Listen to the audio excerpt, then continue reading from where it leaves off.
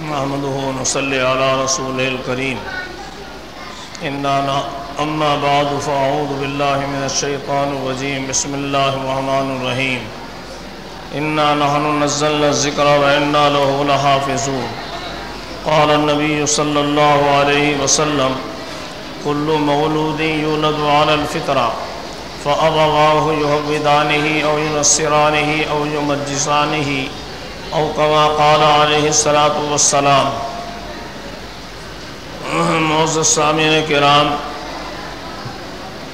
یہ بچے ہمارا سب سے قیمتی سرمایہ ہیں اور اللہ تعالیٰ نے ان بچوں کے اندر بہت بڑی صلاحیت رکھی ہے، لیکن والدین بچوں کی صلاحیت پر محنت نہیں کرتے، جس کی وجہ سے ان کی وہ صلاحیتیں ضائع ہو جاتی ہیں، برباد ہو جاتی ہیں۔ کسی بھی چیز کے اندر کیسی بہترین اعلیٰ قسم کی صلاحیت ہو، اگر اس کو استعمال نہیں کیا جائے گا تو وہ صلاحیت ختم ہو جائے گی۔ آپ کنویں کے اندر سے پانی نکالنا چھوڑ دیں تو کنویں کے اندر جو پانی کی صلاحیت تھی وہ ختم ہو جائے گی۔ آپ کا چاقو چھری کیسا ہی تیز کاٹنے والا ہے، لیکن اگر اس کو استعمال کرنا چھوڑ دیں گے تو اس کی وہ دھار ختم ہو جائے گی۔ بہترین مشین ہے، اگر اس کو استعمال نہیں کریں گے تو وہ ختم ہو جائے گی۔ یہی حال ہر چیز کا ہے۔ کمپیوٹر کتنی اونچی چیز ہے، لیکن اگر اس کو بھی استعمال نہیں کریں گے، اسی طرح ایک مدت تک چھوڑ دیں گے تو وہ بھی ختم ہو جائے گا، اس کی صلاحیت ختم ہو جائے گی۔ اسی طرح یہ بچے اللہ تعالیٰ نے ان میں بڑی صلاحیت رکھی ہے، اگر ان صلاحیتوں کو اجاگر کرنے کی کوشش کی جائے تو یہ بچے ہمارے قیمتی بچے بنتے ہیں، اور اگر ان پر محنت کرنا چھوڑ دیا جائے تو یہی بچے ضائع ہو جاتے ہیں، برباد ہو جاتے ہیں۔ اس طرح سمجھنا چاہیے کہ جس طرح ایک لکڑی ہے، لکڑی کا بہت پورے کا پورا گٹھا پڑا ہوا ہے، اگر اس لکڑی پر محنت کی جائے تو اس میں سے بہترین الماریاں بنیں گی، بہترین مکان کے لیے دوسری چیزیں بنیں گی سجانے کے لیے، اور ان کو گھر میں زینت بنا کے رکھا جائے گا۔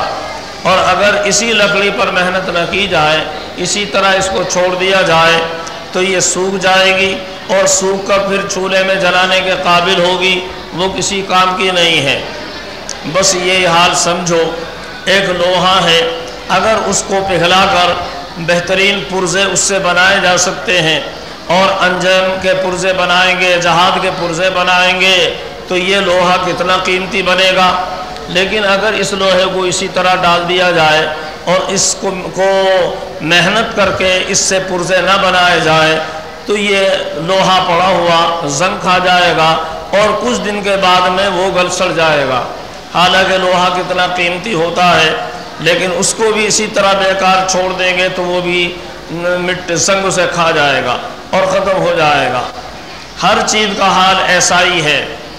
زمین کو اگر اسی طرح چھوڑیں گے تو زمین کے اندر جھاڑ جھنکاڑ پیدا ہوں گے، اور زمین پہ اگر محنت کریں گے اس سے سبزی اگے گی، اس کے اندر سے غلے اگیں گے، اس سے پھل نکلیں گے، درخت پیدا ہوں گے، پھول پیدا ہوں گے۔ اگر زمین کے اوپر محنت کی جائے، محنت نہیں کریں گے تو جھاڑ جھنکاڑ پیدا ہو جائیں گے۔ بس یہی حال انسان کے ہمارے بچوں کا بھی ہے، اگر ان پر محنت کی جائے یہ بچے بہترین بچے بنتے ہیں، حافظ بنتے ہیں، عالم بنتے ہیں، شیخ الحدیث بنتے ہیں، اور یہ بہترین پہلوان بھی بن سکتے ہیں، بہترین انجینئر بھی بن سکتے ہیں، پائلٹ بھی بن سکتے ہیں، وزیر اعظم بھی بن سکتے ہیں۔ سب صلاحیت بچوں میں موجود ہے، اور اس کے لیے محنت کرنے کی ضرورت ہے، والدین کو محنت کرنی پڑتی ہے۔ اور اگر ان بچوں پر محنت کرنا چھوڑ دیا جائے تو بھئی یہی بچے پھر چور بھی بن سکتے ہیں، لٹیرے بھی بن سکتے ہیں، اور جیب کترے بھی بن سکتے ہیں۔ بس محنت کرنا چھوڑ دیں تو پھر یہ جیب کترے لٹیرے خود بخود بن جائیں گے۔ آج بچوں کے اوپر محنت نہیں کی جاتی، اور سب سے قیمتی اپنا سرمایہ ہم اسی طرح ضائع کر دیتے ہیں۔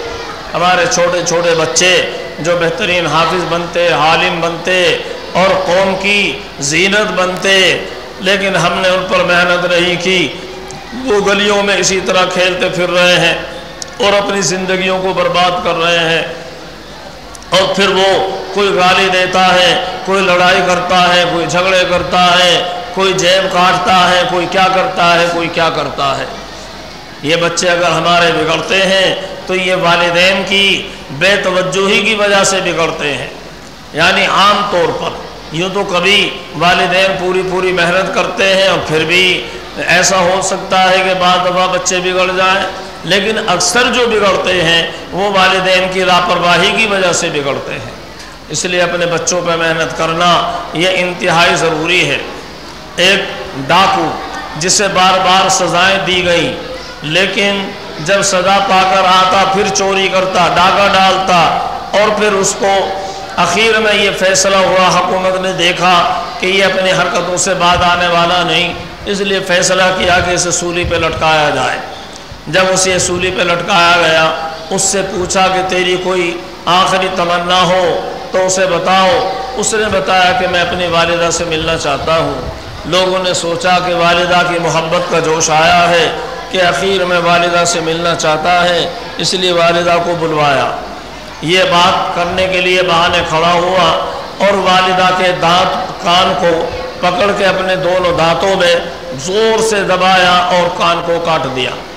والدہ چلائی اور شور ہو گیا کہ بڑا ظالم ڈاکو ہے کہ اخیر وقت میں اپنی والدہ کو بھی نہیں بخشا۔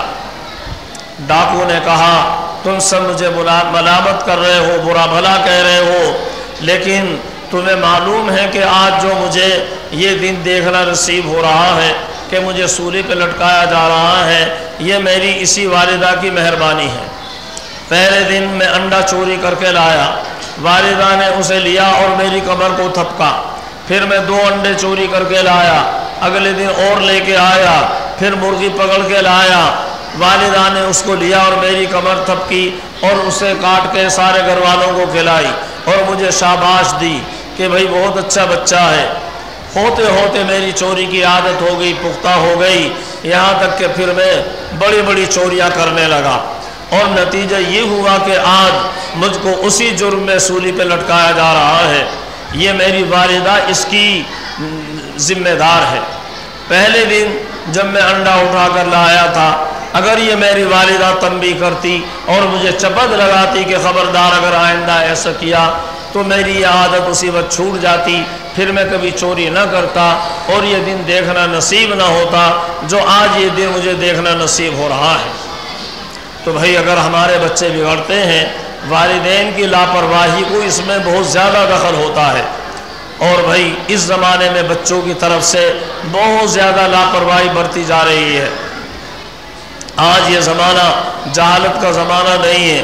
اگر ہم نے اپنے بچوں کو نہیں پڑھایا، نہیں لکھایا تو یہ پوری زندگی کس طرح ذلت کے ساتھ گزاریں گے۔ کوئی سڑکوں پہ مٹی ڈالے گا، کوئی رکشہ چلائے گا، کوئی محنت مزدوری کرے گا، کس طرح تنگی ترشی میں یہ زندگی گزاریں گے۔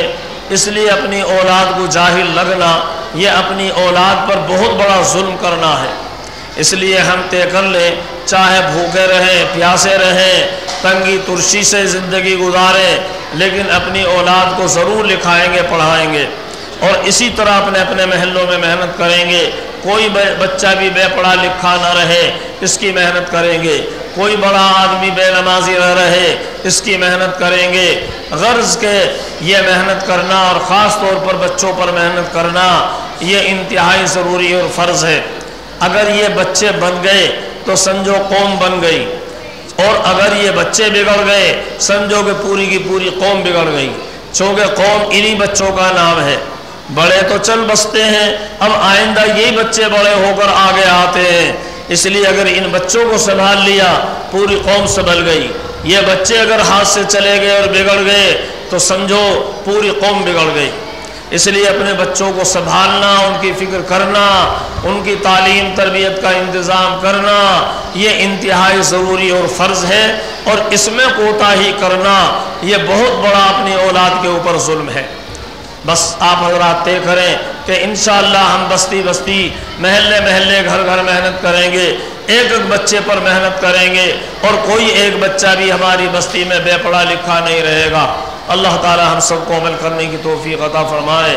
وآخر دعوانا الحمدللہ رب العالمین۔ اللہم صلی علی سیدنا مولانا وحبیبنا محمد وعلی آل سیدنا و مولانا وحبیبنا محمد وبارک وسلم تسلیما کثیرا کثیرا۔ ربنا ظلمنا انفسنا وان لم تغفر لنا وترحمنا لنكونن من الخاسرین۔ ربنا تقبل منا انک انت السمیع العلیم وتب علینا انک انت التواب الرحیم۔ یا اللہ ہمارے گناہوں کو معاف فرما، ہماری خطائیں لغزی سے معاف فرما۔ جن بچوں نے قرآن پاک ختم کیا ہے یا اللہ ان کو قبول فرما، ان کو قرآن پاک یاد کرنے کی توفیق عطا فرما، ان کو بہترین عالم بعمل بنا، نیک اور صالح بنا، دین کا داعی اور مبلغ بنا، والدین کی آنکھوں کی ٹھنڈک بنا، ہر قسم کے فتنوں سے حفاظت فرما، ان کے والدین کو بھی قبول فرما، ان کے رشتہ داروں کو قبول فرما، ان کے استادوں کو قبول فرما، مدرسے کے محتمم اور نظامہ اور منتظمین کو قبول فرما، جو مدرسے کا تعاون کرنے والے حضرات ہیں ان سب کو قبول فرما۔ یا اللہ تمام مدارس اسلامیہ کی حفاظت فرما، مساجد، مدارس، خانقاہوں، جماعتوں، مرکزوں کی حفاظت فرما۔ یا اللہ خاص طور پر اس مدرسے کی حفاظت فرما، اس کے اساتذہ، طلباء، معاونین، منتظمین سب کو قبول فرما۔ یا اللہ ہر قسم کے داخلی خارجی خلفشار سے پوری حفاظت فرما۔ اپنے کلام پاک کی برکت سے ہم سب کے گناہوں کو معاف فرما، بیماروں کو شفا عطا فرما، قرض داروں کو قرض سے سبکدوشی نصیب فرما، پریشان حالوں کی پریشانیاں دور فرما، بے اولادوں کو صالح اولاد عطا فرما، جو نرینہ اولاد کے خواہش مند ہیں ان کو نرینہ اولاد عطا فرما، جن کی اولاد نافرمان ہے ان کی اولاد کو فرما بردار بنا دے۔ یا اللہ ہمارے ایک ایک بچے کو پڑھا لکھا بنا دے، ایک ایک بڑے آدمی کو نمازی بنا دے، دیندار بنا دے۔ یا اللہ سب کو سنتوں کا شیدائی بنا دے۔ یا اللہ ہماری اس بستی کو ایک نمونے کی بستی بنا دے۔ یا اللہ دینی اعتبار سے نمونے کی بستی بنا، ہمارے شہر میں، ملک میں امن و امان قائم فرما۔ جو لوگ امن و امان قائم کرنا چاہتے ہیں ان کی مدد فرما، نصرت فرما۔ جو لوگ فساد بھڑکانا چاہتے ہیں ان کو سمجھ عطا فرما اور ان کے شر سے، فتنوں سے حفاظت فرما۔ یا اللہ ہم کو، ہماری اولاد، ہماری نسلوں کو اخلاص، استقامت کے ساتھ زندگی کے اخیر لمحے تک اپنے دین کی خدمت کرنے کے لیے قبول فرما، اور جب وقت اخیر ہو تو کامل ایمان پر خاتمہ فرما۔ مرتے وقت کلمہ نصیب فرما، موت اور موت کے بعد کی سب منزلیں آسان فرما، عذاب قبر اور عذاب حشر سے حفاظت فرما، پل صراط میں حفاظت فرما، حوض کوثر پر حفاظت فرما۔ یا اللہ اپنے نیک بندوں میں، دین کے خادموں میں ہمارا حشر فرما، اپنے عرش کا سایہ نصیب فرما، بغیر حساب کتاب کے جنت الفردوس نصیب فرما۔ ہماری تمام دعاؤں کو اپنے فضل و کرم سے اپنے حبیب پاک رسول کریم صلی اللہ علیہ وسلم کے طفیل میں قبول فرما۔ وصلی اللہ تعالی علی خیر خلقہ سیدنا و مولانا و حبیبنا محمد وعلی آلہ و صحابہ اجمعین برحمتک یا ارحم الراحمین۔